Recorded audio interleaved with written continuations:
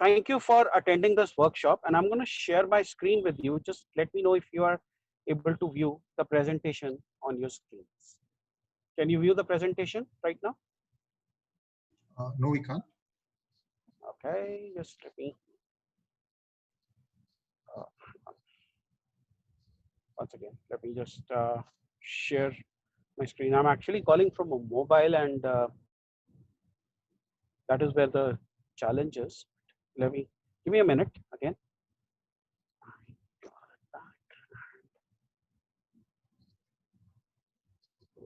Right.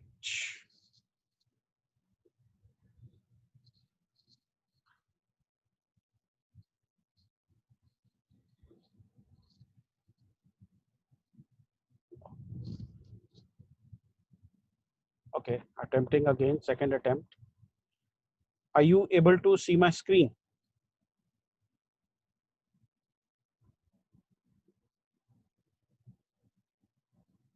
I don't think so, Rupinder. Yeah, now I think, yeah, we can see your mobile screen. Yes. Okay, excellent. So starting with my presentation.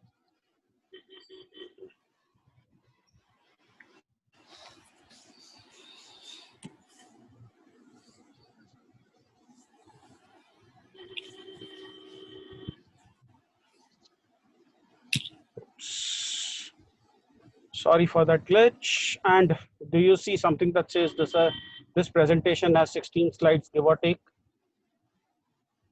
Yes. Yes. Okay, because that is the truth. Yes. This presentation actually has 16 slides. And before you feel like getting bored and trying to throw something at my face or trying to look for a projectile to throw at me, remind yourself that there are only how many slides in this? 16. So when I give trainings, 16. I I typically get feedback whenever I give my trainings. So the feedback usually is, "What a wonderful session," and that is what people say to my face, or when I ask them, or "What was that?" and that is what people usually say to themselves after they've attended one of my sessions. Or it could be, "That was horrible." That is what people say among themselves probably when they have attended my training. Regardless of this, whichever way you look at it, these are opinions, and I often say that everyone has opinions. I mean, if you go on Facebook, you will probably see 850 million opinions and counting. But opinions, when properly channelized, can become effective evaluations. The operative phrase here is opinions when properly channelized. So, how do we channelize opinions, and what makes evaluations effective?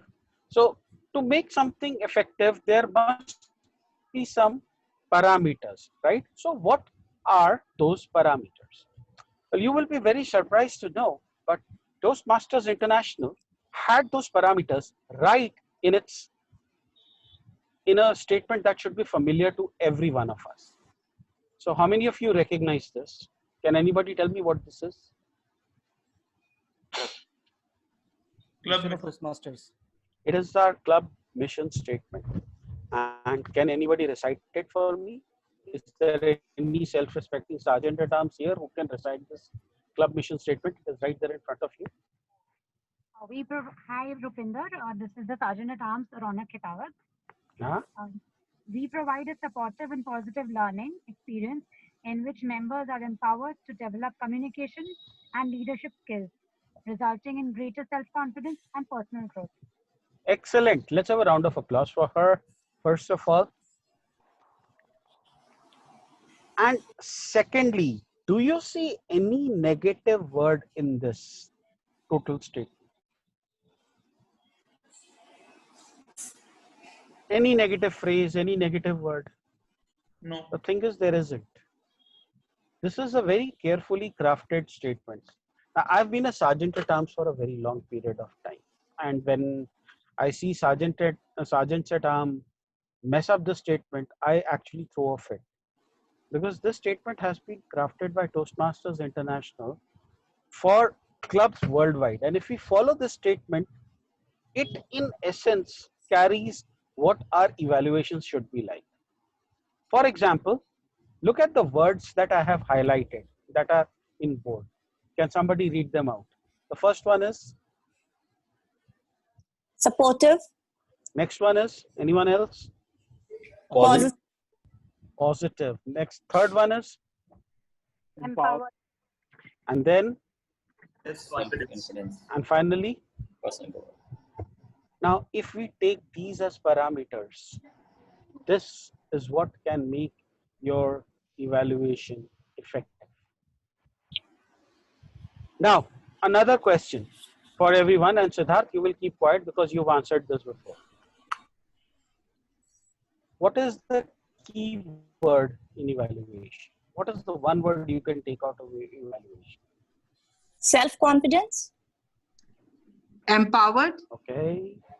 Positive feedback. Evaluation. Evaluation. value, Value. So add value. exact value. So we all know that two types of evaluations, where two types of feedback we give. One is positive and the other is constructive, right? Now my question to you is, how does value relate to positive and constructive feedback? Anyone? Siddharth, not you.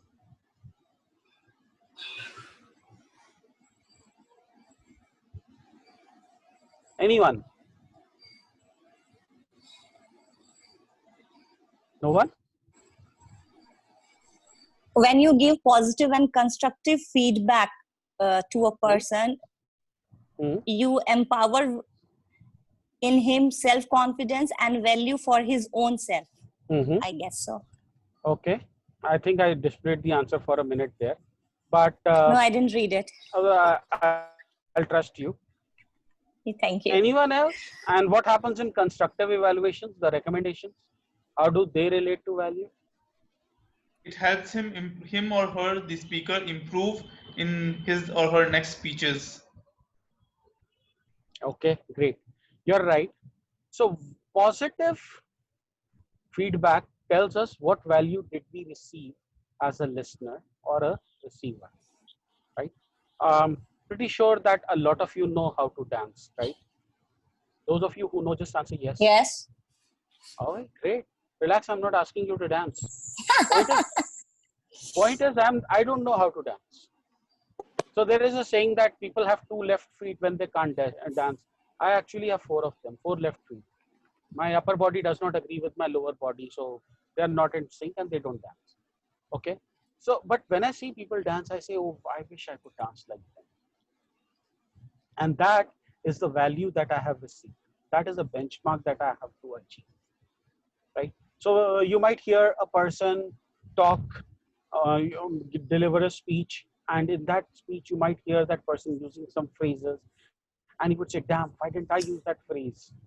Oh God, that was such a wonderful speech. Why can't I give a speech like that? That is the value you are getting. You spent 5 to 7 minutes listening to a person, and you got a value from those people. And you have to convey what value you got as an evaluator. In the constructive feedback, you inform or you tell what value can you provide as a listener. So this is how values and positive and constructive feedback are related. So in evaluation, the key word is value. There are two types of evaluation you can do. One is positive, the other is constructive. We also call it commendation. We also call constructive recommendation. But essentially what you're doing is you are providing you are either receiving value or you are providing value. So far? Now, the question is, how many of us actually provide value, even when we are giving a positive feedback or a positive commendation or a commendation? How many of us provide, how many of us tell them what value did we receive? typically the typically when we go to a restaurant, we just come out and we tell people you should go to that restaurant. It is wonderful. Now, the only value that I'm getting out of that is that the restaurant is wonderful. That's it. Why should I go there? What should I eat there? I'm not getting anything of that sort. And my point is that we are not at all cognizant of what makes for a good commendation. Forget about recommendations. So, when you're giving positive feedback, what should you take care of? You should first provide an observation. And I think we are all very good at doing that. Observation is just your opinion. It could be, I really like your black shirt. I think you're looking beautiful. I like your hairstyle. We all do that, but we stop at that. I like your new car.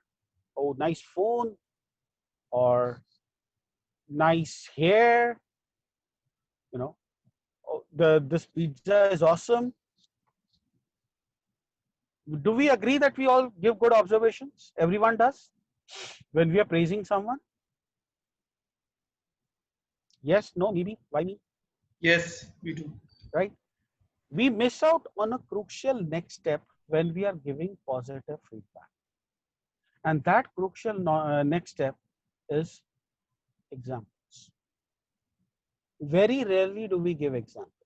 Even when we are praising, 70% of the time I have seen people stop at observation. And this is something that an experiment that I conducted myself. When I showed people some pictures and I asked them to describe them, and they were actually beautiful pictures. So there was a picture of, an ocean, a sunset over an ocean. The answer was that it is beautiful. I showed them the picture of a well prepared salad, and the answer was that it looks yummy. That's about it. But nobody gives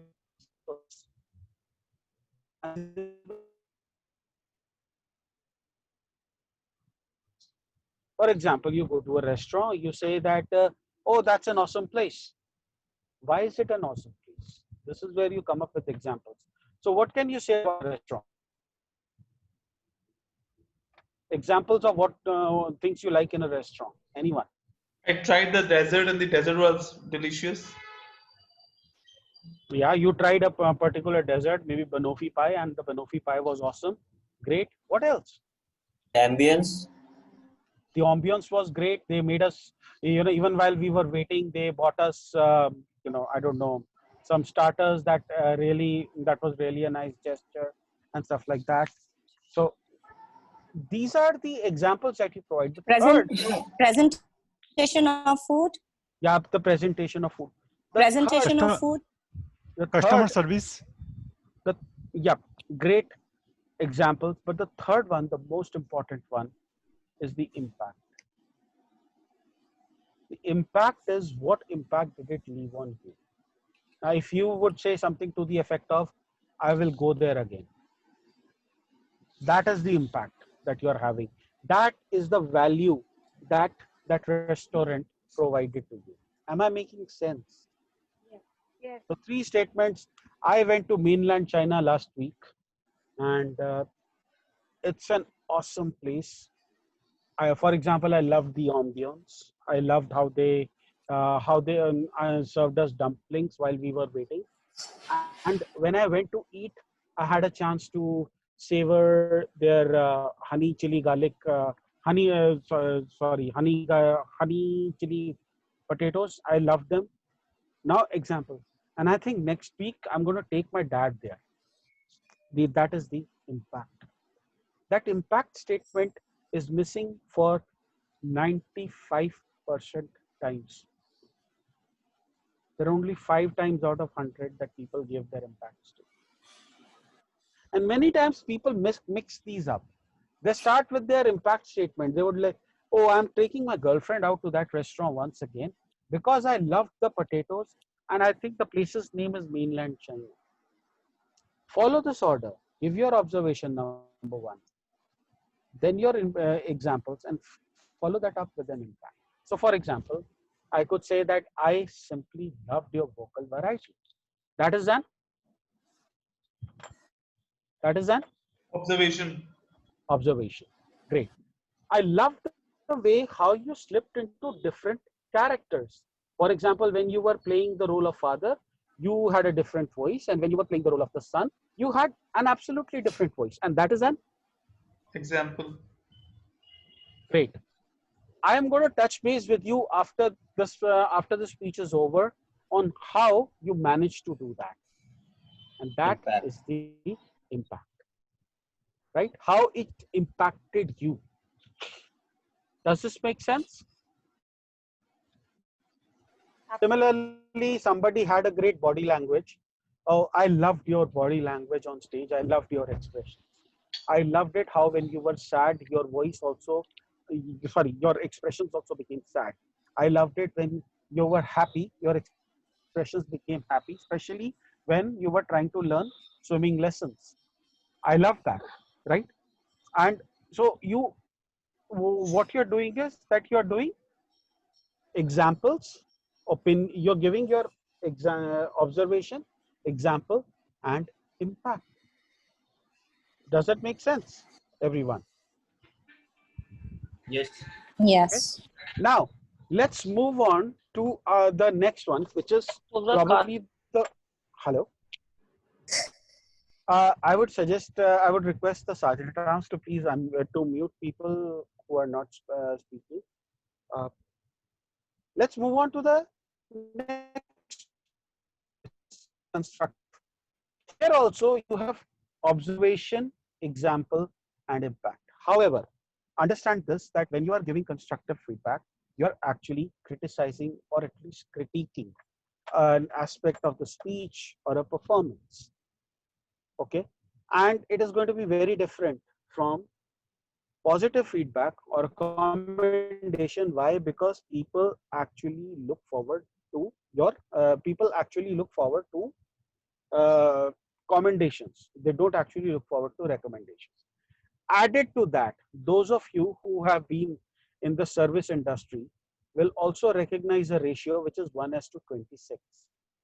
Now, what this ratio means is that for every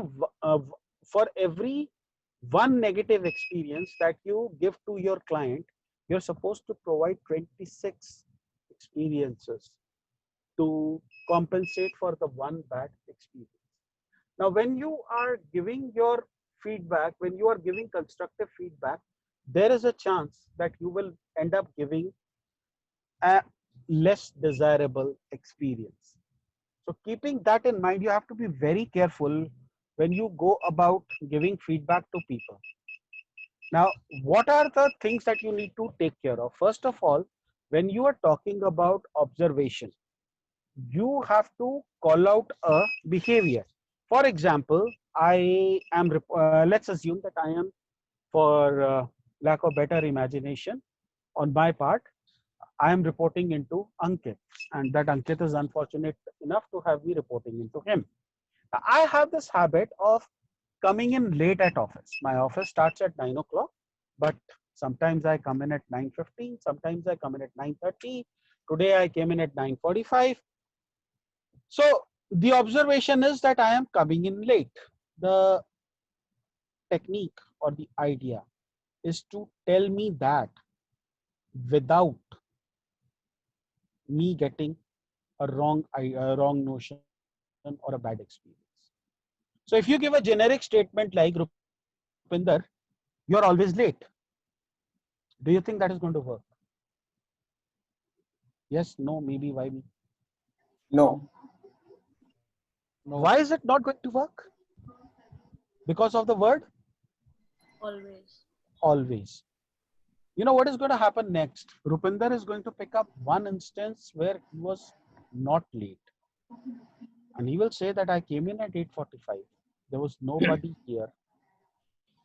In fact, people were coming in at 9:05, 9:10. You did not say anything to them, but you are picking me out. Suddenly, what was supposed to be a constructive feedback session has got inverted on its head. and now you're defending yours. So this is why you need to nail down your observation. So I typically start with an observation when I say that I notice that you are having a challenge with coming on time. First, where the moment I say I notice, it becomes my own personal opinion. There is nothing that is out of place. Does it make sense? Second, I give examples. I straight away go into examples. For example, yesterday you came in at 9:30. The day before you were at 9:15. Today you are at 9:45. There was one time when you came in at 8:45. Thank you for that. And you talk about the impact. Now, who do you want to talk about when it comes to impact? Do you want to talk about the person? Do you want to talk about yourself? Who do you want to talk about? The person. Yourself. No, that person is not concerned. The person is not concerned, because when you talk to the person, it will come across as threat. So you say that you either give it in your terms if you have a good personal relation with that person, or you give it in terms of the effect it has on the particular event. In this case, coming late to office. When you come late, work gets delayed. Not yours, but your colleagues' work gets delayed. And I have to then do a lot of extra work to make sure that we cover up for you being late, right? Last but not the least, what is the way forward? This is something that you have to tell them. Now, when you give constructive feedback, more than 99% of the time, the constructive feedback stops at observation. I've seen that. Very few people give examples. Fewer still talk about impact. And some of them are so enterprising, they straight away go on the way forward. So it could be as simple as, Rupinder, I want you to start coming on time from tomorrow. Right? Which is again an implied threat. Again, bad experience, 1:26 comes into play. However, if somebody was to talk to me something along the lines of, Rupinder, I noticed that you're having challenges with time, which is, again, anyone? Hello? Example, giving an example when. No, I noticed that you're coming on time. Okay. Observation. Okay. For example, today you came in at 9:45. Yesterday you came in at 9:30. Example. Now, with example, you need to have data. So if you have my attendance sheet in front of me, that will be substantiated. Okay. Rupinder, this is impacting the work culture around here. Okay. You're a senior member, and when you come in late, other people feel that they also have a license to come in late. Okay. And then you provide a way forward. Now, in such a scenario, in a corporate scenario, I usually ask the question, how can I help you so that you come here before 9 o'clock every day? Okay. And note the words, how can I help you so that you can come here before 9 o'clock every day? What am I doing? I'm putting the onus back on Rupinder. But I'm also saying, how can I help you? Wherein I'm conveying that I am here to help you. The way forward in a speech, or when you're evaluating a speech, is how that person can improve. So you can tell them. So let's say that we're talking about, give me a typical problem that speakers have on stage. Anyone? Voice modulation. Voice modulation. I felt that your voice modulation could do with some improvement. Observation once again. For example, I saw that throughout your opening, body, and conclusion, you maintained the same pitch. And although there were moments of excitement in your body, for example, when this happened, or for example, when that happened, the pitch was consistent. And I would want you to change it because, and this is where the impact comes. When you employ that pitch, you will see your speech go up another notch. And you will see how different it sounds, how exciting it sounds, and how you're able to relate better to the audience. That is the impact. Next time, let us try this, that I will sit with you, or next time sit with your mentor and practice different modulations. For example, saying something when you are angry, or when you are sad, or when you're happy, or when you're excited, that sort of a thing, right? And now I have provided them with a way forward. Does that make sense? Now I know that for that one constructive feedback, I took almost a minute, but the art is that you bring it down to somewhere between 15 or 20 seconds. Okay. Now, I know this is a lot of information, a lot of overload. So I'm going to make it very simple for you. You see, when you are evaluating for 2 to 3 minutes, you don't have too much time. You can't go with 5 commendations and one recommendation. So this is what I suggest. You divide your page or your evaluation sheet into 4 quadrants. Okay. The left hand side quadrants are for commendations. You start writing commendation, commendation, commendation until it spills over, and then you go into your recommendations. And by design, you will write fewer recommendations than you will write commendations. Now, I know that as Indians, we are attuned to look for what went wrong. But Toastmasters forces us to look for what went right, because remember, we provide a supportive and positive learning experience in which members are empowered to develop the communication and leadership skills, resulting in greater self-confidence and personal. Not one negative statement in there. So even if you have 10 recommendations, keep them to 5. Even if you have 5 recommendations, try to find a 6th one.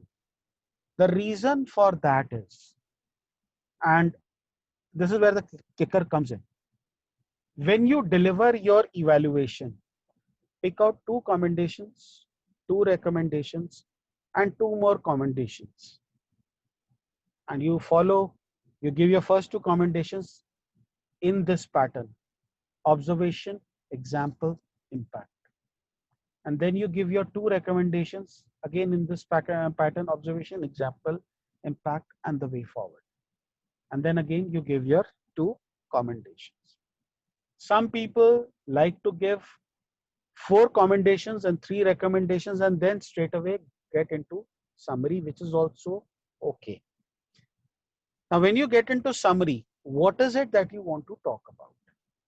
The first thing that you want to talk about in summary are the way forward.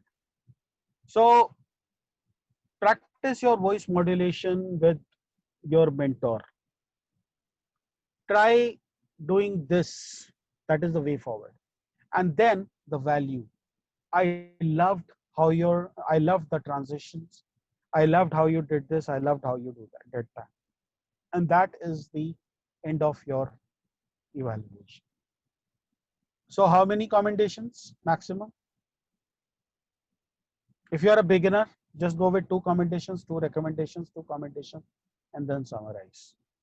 As in when you become seasoned, go with 4 recommendations, 4 commendations, 3 recommendations, and then summarize. When you summarize, just state the way forward first and the value that you got or the impact that you got from the commendations. Once you do that, you will find your evaluations improve. And this this does not just apply to Toastmasters, by the way. This applies to everywhere, no matter where you are, no matter who you are evaluating or how you are evaluating. Whether you are giving an appraisal in office, whether you are talking to your maid, whether you're talking to a kid. Now, this is something that I can do in my sleep because I have been doing it for the past 5 or 10 years. It will take a while to get into the nitty-gritties. So keep on practicing. Now, so these are the steps for summarizing. There are some best practices that I came up, and this is from my experience of uh, over 5 years in Toastmasters, and there's nothing necessarily right or wrong about them. These are just my personal opinions, and I wanted to share them with you. And I hope you find them useful. So the first one is that you will evaluate the role and not the role player. What do I mean by that? Today, Rupinder Singh is coming and delivering a module in your club. And a lot of you would know Rupinder Singh as the person who represented his district in the 2018 and the World Championship of Public Speaking at Chicago. Okay, you would probably remember Rupinder Singh as one of the 3 people who represented India. But just because he's delivering a module here today doesn't mean that he's going to deliver his best. And if he does not deliver his best module, then it is incumbent on you as an evaluator to tell him that he did not get the module right, and what he did not get right. Again, follow the observation, examples, impact, and the way forward method. Okay, so evaluate the role, not the role player. Just because somebody is a grammarian doing the role for the first time does not mean that you start calling out each and every mistake. You take into fact that this person is doing the role for the first time. You tell them how they can improve. Evaluate the role, not the role player. Second, evaluate only on the objectives and nothing but the objectives. A few weeks ago, I heard a speech around parenting. Somebody gave a speech around parenting. And their evaluator then went on stage, and in her evaluation, she started giving her advice on parenting. Oh, you should do this with your kid. Oh, you should do that with your kid. I've been to evaluations where evaluators have commented on your eyeliner is not your eyeliner does not match your hair. And it has got nothing to do with the speech. And I'm wondering why? Why am I listening to this? Why am I listening to feedback on eyeliner? And if I was the speaker, I would probably cringe that why am I getting this feedback on my eyeliner? There are people who will comment on things that are totally unnecessary. There was once an evaluator I heard who was evaluating a speaker, and both of them had previous history, some sort of a history in that they were together at some club, and he started talking about her love life. Oh, at that time you were going around with that person, and now you are going around with this person. And unfortunately for him, I was the general evaluator that day, and I took him apart in my general evaluation that, much as you want to establish a familiarity with the speaker, I would not appreciate that you go so far as to embarrass that person. So keep that in mind. Focus on the objectives, only on the objectives and nothing but the objectives. If the speaker is not dressed properly for the occasion, then probably a comment around their dressing sense in an encouraging way makes sense. But if you're going to talk about the shade of their lipstick or their eyeliner or their past life, and if it is not in the context of the speech, then you better be praying to God that I am not your general evaluator that day. Because believe you me, if I am your general evaluator, you will not have a good day that day. I will try to be as encouraging as possible, but there are times when I will find it very difficult to do so. Third thing, never ask a role player to repeat their role. Remember 1:26, everyone?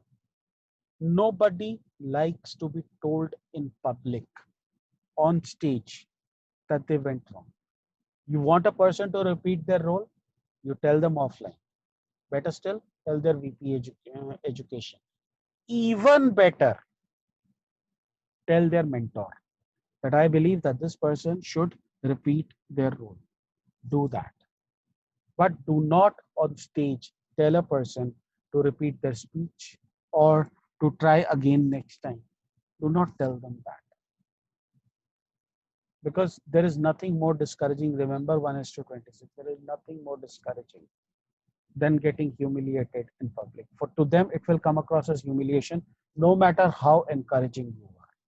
And trust me, not even the best of evaluators cannot be that encouraging. Again, coming to you will always encourage. we, or let's just go with I am privileged enough that I studied in a public school and I learned decent English, and that I am able to deliver modules with confidence. Others are not that fortunate. They come from different backgrounds. I know of a Toastmaster and he answers to the name of Mukesh Thakur DTM. 5 years back, he could not speak properly. Yeah, last year, he went to the finals of the district humorous speech contest. Now, if somebody had not encouraged him along the way, he would not even have dreamt of getting there. There will be speakers who will come on stage, stay quiet for 45 seconds in a table talk. Then as soon as green card comes up, they'll have uttered about 15-20 words and they'll say thank you and they will leave. Applaud them.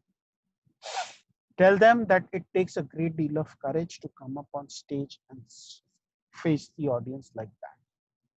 If a speaker stays on stage for only 15 seconds and says, I can't do it, encourage them to stay for at least 1 minute. That ideas will come to you. And then applaud them. A speaker forgets their speech in the middle of speaking, forgets the speech. Again, do not call them out that, oh, you forgot your speech. Encourage them. Tell them where they went wrong. Tell them how they can get it right. Always be encouraging. And the last one, I saved the best one for the last. All of you who are general evaluators, I've got some breaking news for you. You're not God. Once again, you're not God. And since we remember in threes or triads, you're not God. So please don't think that you are God. I really don't care who you are or where you've come from. I once had a general evaluator who told a speaker, who told someone that, you made the worst possible mistake of your life by giving this speech today. And when I confronted him that you should not have said that, what was the answer I got? Oh, I'm from the Indian School of Business, and I have done I have evaluated so many positions. I'm in a leadership position. I always do this. I'm like, dude, there is no way that you are doing that and people like you. I am digressing, but here is one learning for you. As a general evaluator, you will evaluate only the evaluators. You will not evaluate the speakers. You will not evaluate the speakers because each speaker has a dedicated speech evaluator. And if that speech evaluator is failing to evaluate effectively, then as a general evaluator, it is your failure. And you do not correct it on stage by trying to evaluate the speaker. You've got feedback for the speaker, go ahead, give it offline. Do not give it on stage. For one thing, it is very insulting to the speech evaluator that you come and correct their mistakes on stage. Number one, it violates the club mission statement of Toastmasters International. It violates the service value of integrity, service, integrity, respect, service, and excellence. And number two, it wastes time. As a general evaluator, you should not be spending more than 12 to 15 minutes cumulative on stage. I once had a general evaluator, and I will not take her name. She spent 45 minutes as a general evaluator in a community club. They rent out space for 2 hours. Now they had allocated 15 minutes to the general evaluator, but she took 45 minutes. And that place was such a stickler, they charged extra for the time that they spent. So please stick to your role as a general evaluator. Evaluate only the evaluators. Now you're almost there. Honestly speaking, there's just one more slide to go. What do you see on stage? What do you see on screen? Can anyone read out? WTF. I do not mean anything vulgar by that. Let me assure you. All it means is that we take feedback. And that means that I take feedback. Now, I don't care whether you say what a wonderful session, or what was that, or that was horrible. As long as you do this, you provide us, you are supportive, positive, empowering, generating self-confidence, promoting personal growth. As long as when you're positive, you focus on what value you received, and when you're constructive, you focus on what value you can give. As long as you follow the tenets of observation, example, impact, both commendation and recommendation, and in the case of recommendation, you tell me the way forward. As long as you summarize well so that I have a definite takeaway. And as long as you remember the best practices that I covered in the last slide. And like I said, like I promised, this is the last slide, and that is the end of this torture for you. To the Toastmaster of the day. So now we are going to have some speeches, or do we have question answers? We have one speech prepared. Okay, go ahead.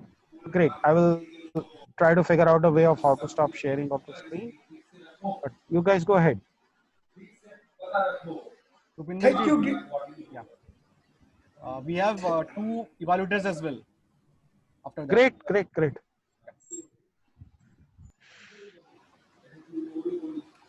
So our speaker is Toastmaster Abhijit. Toastmaster Abhijit is an engineer by qualification and is currently working in the electronic security industry. He's also currently serving as VP Education of the club. His speech is Project of Persuasive Influence L2P1. His speech will be evaluated by 2 evaluators, Toastmaster Monica and Toastmaster Sanjana. The objective of your speech is, the purpose of this project is for the member to identify his or her primary leadership style or styles. The purpose of this speech is for the members to share some aspect of his or her primary leadership or discuss leadership styles in general. From me to we, Toastmaster Abhijit, from me to we. Over to you. Thank you, Toastmaster Ankit. In 2013, at the young age, I'll start again. In 2013, at the young age of 22 years, I was accidentally given the title of a leader when I was asked to lead 100 people in my construction site. One day, as I was taking a tour of my site, I saw that none of the laborers were wearing any helmets. I asked them, "Hey, why are you not wearing helmets?" One of the laborers said, "Sorry, we'll wear it from tomorrow."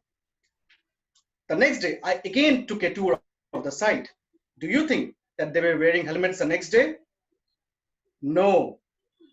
That's when I realized that just because you have been given the title of a leader does not mean that people will follow you. This was the beginning of my journey into leadership. Good evening, one and all. For this particular project in my Pathways journey, I was asked to answer a questionnaire to identify my leadership style. I discovered that I am a democratic leader. Today, I am going to share with you some key aspects from my leadership style, which will help you understand how I function as a leader. When I first became the president of my club, I had inherited a team of little experience, but a lot of enthusiasm for the job. My vice president, PR, Toastmaster Shashwati, was a person who was not very tech savvy. As a result, she was not very enthusiastic to do her job.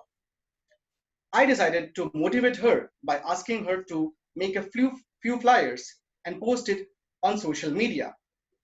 I also used the CRC method of evaluation, when she submitted the flyers to me for feedback. This motivated her to make more and more flyers, and she got better and better in flyer designing. By the end of the term, I'm happy to say that Toastmaster Shashwati evolved from a hesitant PR manager to someone who could effectively guide the PR of the club on her own.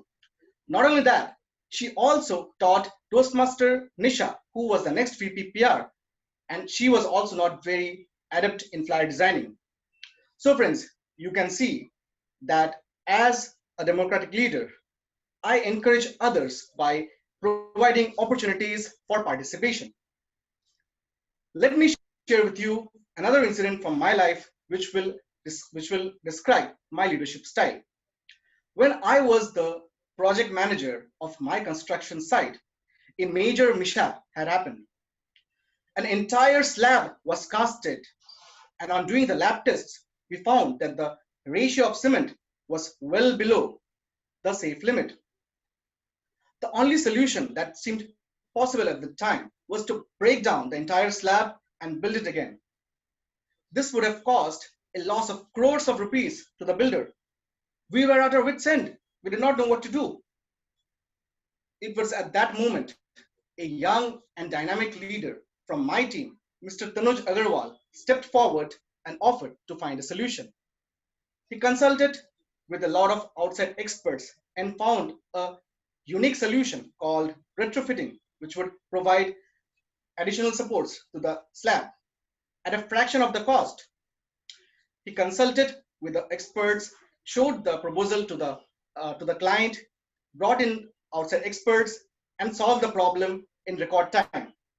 So friends, you can see that as a democratic leader, I have no problems in letting others take the lead whenever the situation demands it. However, friends, I have some problems adjusting with bureaucratic leaders in my journey, which is what I have discovered. For example, when I was working in my first job, my boss was a bureaucratic leader. Bureaucratic leaders do not encourage any creative ideas, and they want that we should follow set guidelines. I remember once I had devised some innovative ideas to motivate my team. My boss actively discouraged me by saying, Abhijit, this is a corporate job, not some college fest. We are not going to mess with the status quo. I was very discouraged by his micromanagement and promptly left the job.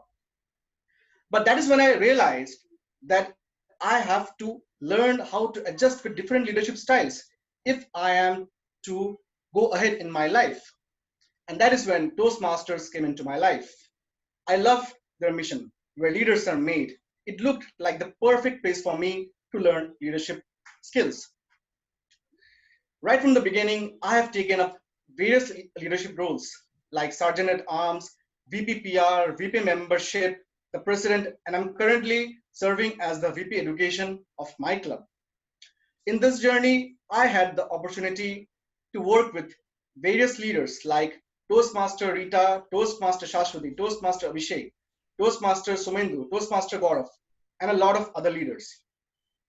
All of them have different leadership styles like pace-setting, innovative, bureaucratic, authoritative. Let me share with you that none of these styles is better than the other. All of them have their unique advantages as well as disadvantages. The trick is to learn to cope with all of them. I have learned to better myself as a leader by learning to adjust with these various leaders. For example, if I have some creative ideas, I'm ready to forget them in favor of the club achieving its goal, because sometimes quicker decisions may be needed to be taken. So friends, I encourage you to learn about different leadership styles if you want to go ahead in life. The first step is to identify your own leadership style. The second step is to learn about different leadership styles in general. This will help you to adjust with different members of your team and achieve the goal of the organization. I encourage you to come join me in identifying and learning about leadership styles and achieving better and bigger things in life. Over to you, Toastmaster. Thank you, Toastmaster Abhijit, for that wonderful speech. Now, his speech will be evaluated by two evaluators. Our first evaluator is someone who is very enthusiastic Toastmaster. She is always present in our meetings and she is always available to take up roles. She is a psychology teacher by profession. Please give it up for Toastmaster Monica.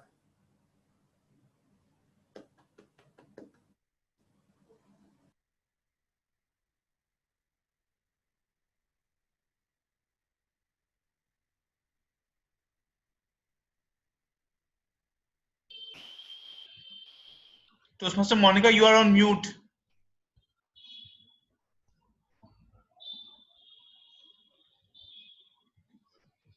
Thank you. I'm sorry. Thank you, Ankit, for the beautiful introduction. Toastmaster Abhijit, it was a pleasure listening to you. Me too. You started with a beautiful example in which you had depicted that you were a different kind of leader earlier, but with the passage of time, you learned that it's not only me who has to it's not only me who has to lead as an autocratic leader, but as the situation demands, democratic leaders are more liked and are more nicely accepted by the society people. I liked your introduction of the speech. You shared your various experiences, like you shared the experiences, how you motivated TM Shashwati for making flyers, who in return also taught Nisha. You also shared the experiences of the experience in one of your site and how the suggestions from different people that is working again in a team can help you find a particular solution. Dear Abhijit, you had a nice structure of your particular speech. Ending was great while inviting the members of the group to learn from you the various kind of leadership styles, and also you gave us a particular two steps that how to be a good leader. But Abhijit, I found certain recommendations also for you. Like when you shared about TM Shashwati, that you encouraged her through your CRC feedback to make flyers in a more creative and attractive manner. I hope if you would have just put forward 2 or 3 lines over there, what kind of feedback you gave to her, that would have really a better example for all of us. Overall, your speech was good. It had an impact on all of us. And I promise I'll be there to learn from you the various kind of leadership styles. Over to you, TM Modi. Thank you, Toastmaster Monica, for that evaluation. Our next evaluator is someone who is outgoing and fun person. She's an entrepreneur by profession. She believes kindness and smile can solve most problems. She is one of the newest members of the club. Please give it up for Toastmaster Sanjana. Thank you so much. Good evening, fellow Toastmasters. That was an exemplary speech. I really, absolutely learned a lot from it. Let me start by drawing all of your attention to how intelligently TM Abhijit used the various examples as to how, the idea behind his speech was very clearly and cleverly explained when he spoke about examples from his construction site, from how he had encouraged TM Shashwati and TM Nisha in turn. So that really helped build it up, especially when your topic was from me to we. We saw a very clear emphasis on that. So I really liked that about your speech. I honestly believe that, silences speak equally to what are the words that are being spoken. I think you paced your speech out really well. There were a few pauses here, where needed, and I really appreciated, and I learned a lot from that to completely stop and give some time to the speech to move on. I also really liked how you used your hand gestures at times when you said the cement ratio was higher, and then your colleague had understood how things moved on. It, along with giving me an insight to how construction works, it also gave me an idea as to how a good leader works. However, if I believe that when speaking, if I use my hand gestures overtly, it kind of draws attention to what I'm saying instead. If I said the same thing as I'm saying without using as many hand gestures, it would make more of an impact. I think it might be better to reduce the use of hands from what it has been. Apart from that, I loved learning about the new bureaucratic styles that were there, and how micromanagement is not very exciting as a leader. And I really take that away from your speech because I'm a micromanager myself. So I completely agree that, I had a lot to learn from your speech. Going back, I'm going to definitely look back on the speech and take up a lot of points that I can learn from it. So thank you so much for sharing your experience. I really look forward to hearing more from you. Thank you for that evaluation, Toastmaster Sanjana. Now, Toastmaster Rupender, would you like to add something to that speech or any feedback to our evaluators? Like I said, I will not evaluate the speech. I have given my evaluation to the speaker already. I sent him my thoughts. To the speech evaluators, what I would say is that both of you followed the commendation, recommendation, and then the summary approach, which is a good thing. Where I felt that there was a scope for improvement. Number one, the impact was missing in both the cases of commendation and in the case of recommendation as well. So how this impacted you? How is good usage impacted you? What is the takeaway that you are going to have? I felt that in both cases, the takeaways were summarized towards the end. I would prefer that for each commendation, you give your takeaway or you give your impact. So that is number one. The second thing that I would like to call out is that when transitioning from commendations to recommendation, one of the evaluators used the word but and the other one used the word however. And these are words that I tend to avoid. The reason for that is that I have found that the moment you use however, anything that you've spoken before however becomes meaningless. And people tend to shut off whatever you are going to say after however. So keeping that in mind, I would strongly suggest that you focus on avoiding however. Also, I know that it is early days. You barely heard me speak about what, 5 minutes ago, 10 minutes ago. Expecting you to follow the structure for a commendation and recommendation is going to be too much. But try dividing your page up into quadrants. Try writing your commendations the way I told you and the recommendations the way I told you. And then try following the approach that I suggested. Overall, if I was the speaker, I would be sufficiently informed. Whether I would be encouraged or not, again, that is just me. But I would have wanted a slightly more encouraging tone.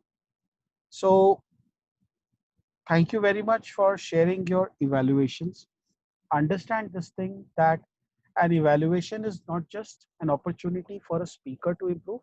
It is also an opportunity for the evaluator to practice their evaluation skills.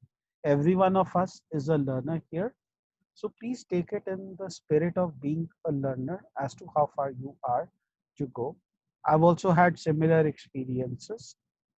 Well, so what it is worth, I've been there before. And I am drawing all of my experience to tell you where you can improve. I hope this helps. Thank you. Thank you, Toastmaster Rupinder. Now we have a question and answer session. If anyone has any doubt on that session or any question, you can ask or message Toastmaster Rupinder in the chat box, or you can type your question in the chat box. Can I ask my first question? Can I be the... Yeah, please go ahead, Siddharth. This question is obviously for distinguished Toastmaster Rupinder. Yes. I have one confusion about evaluating speeches. And even when you were talking about, you said that in that example about parenting styles, where the evaluator started suggesting other parenting styles that could have been included in the speech or so on. She didn't talk about parenting styles. She actually started giving parenting tips. Yeah.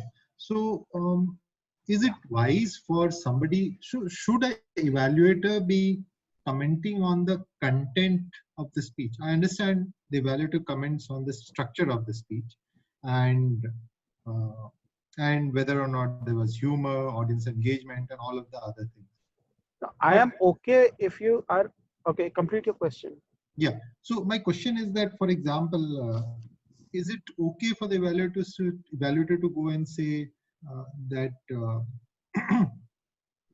something about the content itself? I mean, the story or whatever because I think the story that the speaker wants to share is his or her own story, and therefore one can say that the ending could have been more impactful, and I understand that.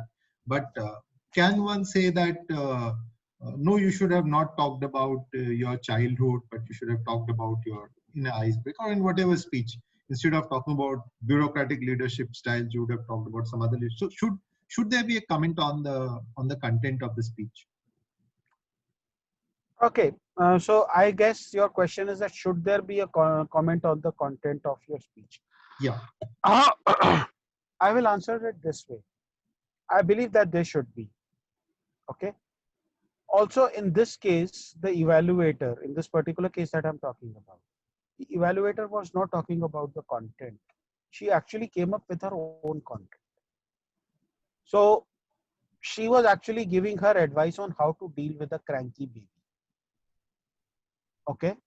And I felt that that was totally out of place. So that is one thing.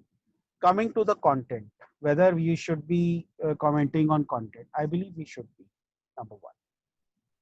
Because, for example, today Toastmaster Abhijit gave a wonderful speech, but I felt that the examples that he gave related to the democratic style of leadership, I felt that they could be stronger. And I told him that they could be stronger, and that is me commenting on his content, right?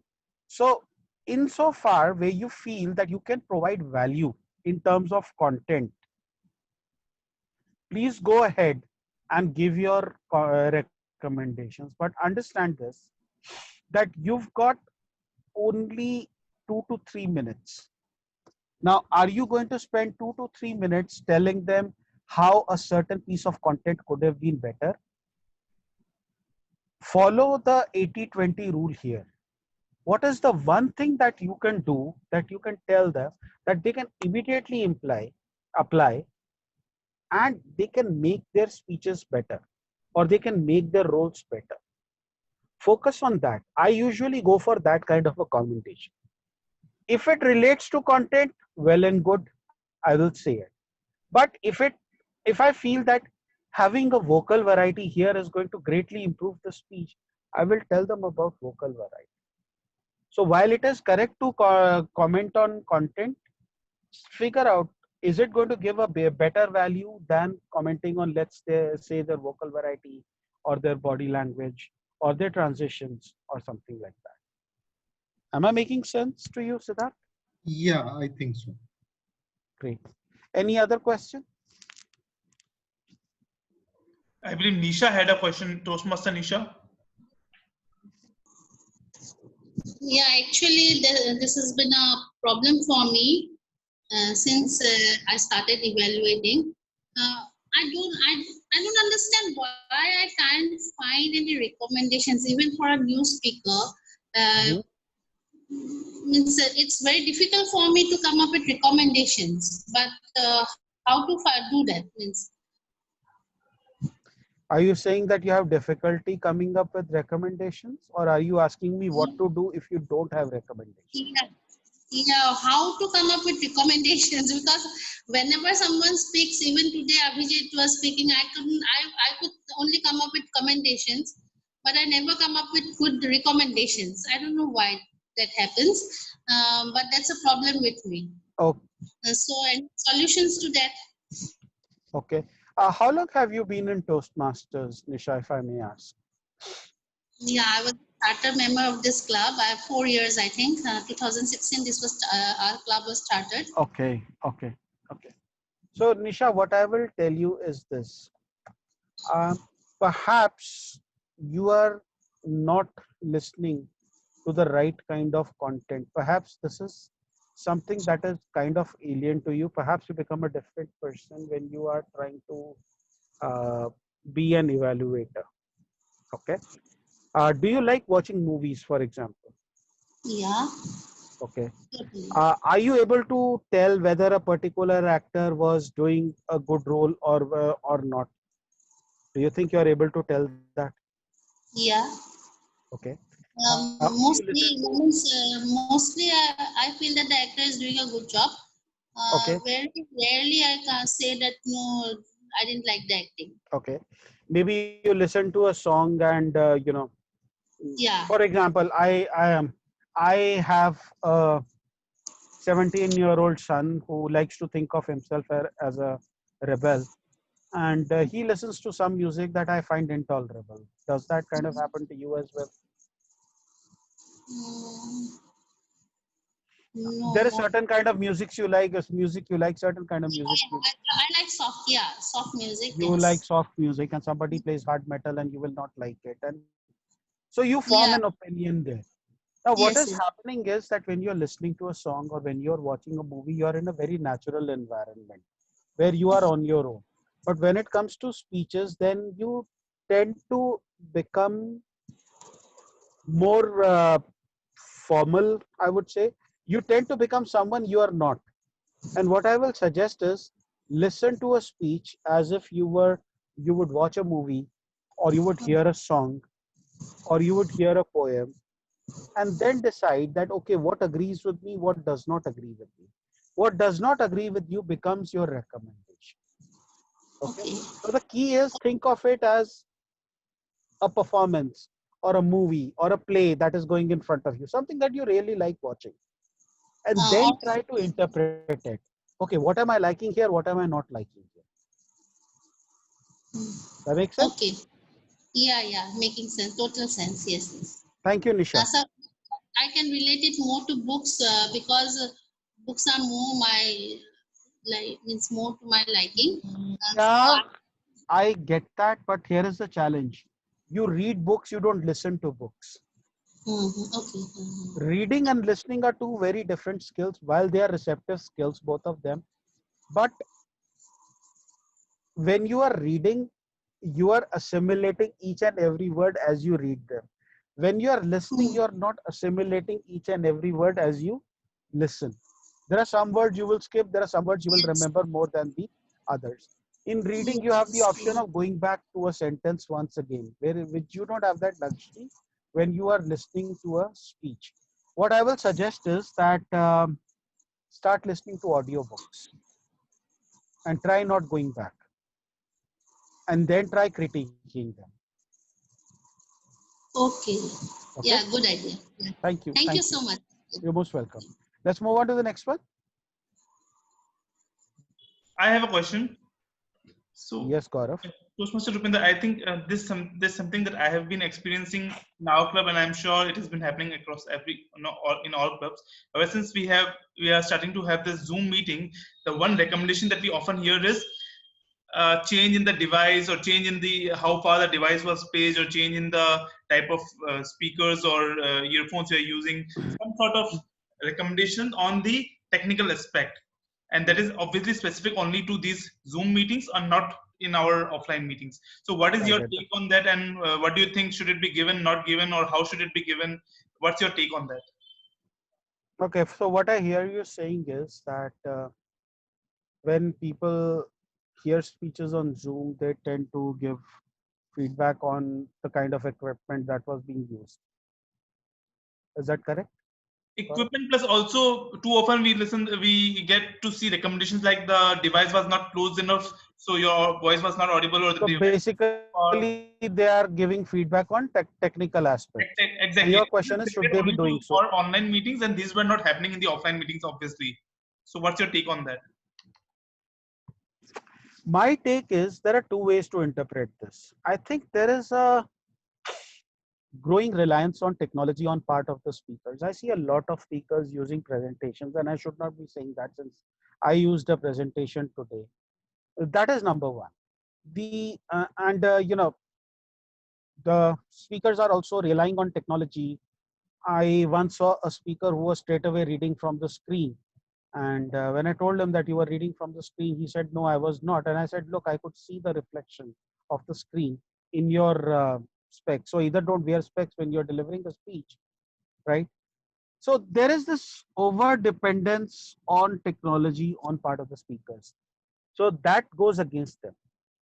But the other way that I look at it is that online meetings are going to be a norm. This whole pandemic that has happened is going to change things in ways we did not know possible. You've already seen the impact. The humorous speech contest is out because there was no way that we could tell whether the audience was laughing or whether the audience was not laughing. And so they decided to take it out altogether. But I would also say that take this as a challenge, because once you master this, then you will become another level of speaker. See, it is like this, that I once gave a wonderful, what I thought was a wonderful speech. Somebody came up to me and said that I've seen you give better speeches. I thought I did my best that day, and I asked that person, okay, what could have I done better? Now that person did not have an answer at that time, but then he sent me a detailed email on where I could have gone, where I could have done better. And when I looked at it, I saw that what he said made absolute sense. And which is why I believe that we should always be receptive to feedback, even if it is on technical grounds. Think of it as a challenge that, okay, how do I overcome this? Because once you overcome it, you will become a much better speaker. You will become a much better orator, and which will be good for you, right? And you will learn some best practices. For example, I learned the best practice was probably not to use my Bluetooth headsets, because I will not have to be dependent on their battery levels to give them an essential experience, right? Or a better experience, if you will. Does that answer your question, Gaurav? Yes, it does. Thank you. Anyone else who has any question? And timer, do we have? I think Rita had a question. Okay, and how much time do we have before I go to Rita? There's no such time. Okay, let's take two more questions after Rita, and then. All right. Okay. All right. Yes, Rita, how can I help you? Rupinder, can you please explain me the role of a lead evaluator in Advanced Club? Is it is he supposed to summarize everything, or is he supposed to give his evaluation, or what is the importance of summarizing at all? Because when there are already 3 evaluators, what is the importance of summarizing it all the more? And I don't understand. Can you please elaborate that? Rita, I will answer your first question about the lead evaluator first. In my opinion, and that is only my opinion, I believe that a lead evaluator is an experiment, right? There are times when we get it right. There are times when we don't get it right. It's just that because we are an advanced club, we should necessarily have a different kind of evaluation. I don't really subscribe to that. I believe that if you receive an evaluation in an advanced club, it should be of a different experience altogether, something that you would not get in a club that is not advanced. That is what I feel. Now, I also feel that some people tend to take this literally. Okay, the evaluation that you feel at an advanced club should be such that people will say the kind of of evaluation that you get at an advanced club, you cannot get anywhere else. So they try to have a lead evaluator and then 2 sub evaluators. So in a sense, you have 3 people evaluating you and then the lead evaluator summarizing. To be honest, I find this probably costing us a speech. And which is why when we formed professional speakers, which by the way is not an advanced club, I actually suggested that our tagline should be, we are not an advanced club. We straight away went for roundtable evaluations and we placed the onus of summarizing on the speaker itself. And that also gave the speaker a chance to explain why they did what they did, number one, and how they are going to get what they've done is right. Now, coming to your second question, is summarization important? I think it is very important because the summarization is where the person gets reinforced about the second step. I also feel that that summarization should come from the speech evaluator, from the original speech evaluator. So to summarize, there is no such thing whether a lead evaluator is needed or not. Every club has their own culture and they believe that that is the best. And I think as long as the intent is to give decent evaluations, whatever works, use that, number one. But just because you want to have a different kind of an evaluation so that people can say that what you get at an advanced club, you won't get at a normal, at a club that is not advanced, that is patently wrong in my humble opinion. And third thing, summarization is very important. Does that answer your question, Sabbat, Rita? Or does that answer it completely or does it not answer at all? We will try to follow this and we'll try to make a summarizing valuable and then maybe we understand this because we are very young for a Toastmasters club, I think. So let's see, it is like this. Thank you so much for that answer. What is the importance of summarizing? Very often when we were raising our kids, we used to ask them, we used to tell them what went wrong. We used to tell them that this is not to happen again. Then we made them repeat, what are you going to do? And then they would repeat after that. Why did we do that? We did that for reinforcement.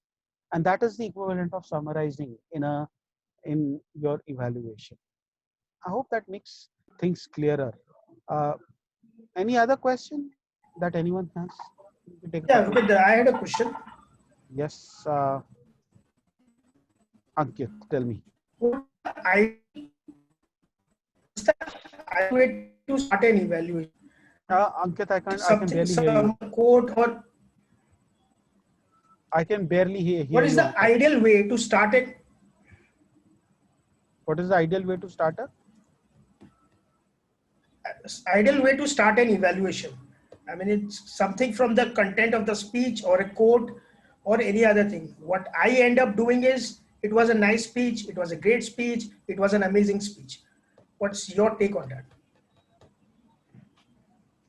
I typically begin with something that I can start with and something that I can end with, right? So recently I evaluated a speech in which the topic the topic was that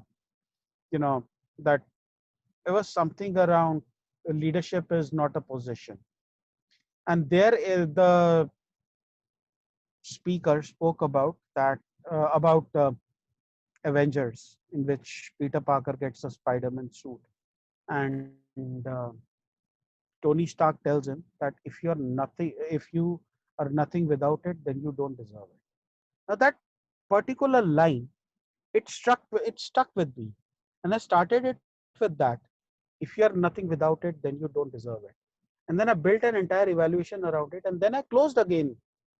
That the best part that I liked was that if you're nothing without it, then you don't deserve it. So pick up that one line or the one feeling that you got. Ensure that you close with the same feeling so as to close the loop or to reinforce. Does that make sense, Ankit? Thank you. One last question and then we will end the session.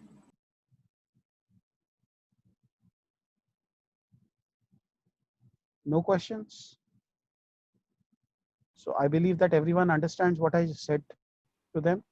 I have a question, one last question. Yes, please. Do you keep notes? Even I found when we were asking questions, how do you use mnemonics? Do you keep notes? How do you remember the questions or the parts of the questions and then reply accordingly? So basically what you're asking me is that if somebody has asked me a question right now, then how do I remember the parts of the question? Is that what you're asking? Yes, because I tend to forget the first part of the question when I reach the end of the question. You know what? I also forget. I just realized that today I was able to remember. And you might say that, oh, he does a great job at remembering things. I actually do not. And today I'm doing this session sitting in a car. So probably I did not have a choice. Otherwise, I would have gone back to the speaker and asked, okay, what was your second question, kind of a thing. I do keep notes. I do have a pen and I do have a pencil and a pad right next to me when I'm speaking and when I'm listening. I love to take notes, actually. So thank you for asking that. Anyone? So I guess that will be all. Thank you so much. You people have been an awesome and a very patient audience. You know, my wife will tell you that putting up with me for more than 15 minutes is not an easy task. And do send me the recording of this because I want to share it with my wife. I'll tell her that there were approximately more than 15 people who listened to me for the better part of 1 hour. So thank you so very much for your time. Thank you. Thank you. Thank you, Toastmaster Rupinder, for your time. It indeed provided us with an insight on how an evaluation should be conducted. I'm sure our members have learned a lot. Thank you again for your time. Hope to see you and listen you more. Till then, have a good day. Thank you. I'll take your leave now because I'm going on another call. But thank you. It was an absolute pleasure. Hope to see you soon, and I hope to see some of what I said being implemented. Bye-bye. Bye. Thank you. Thank you. Bye.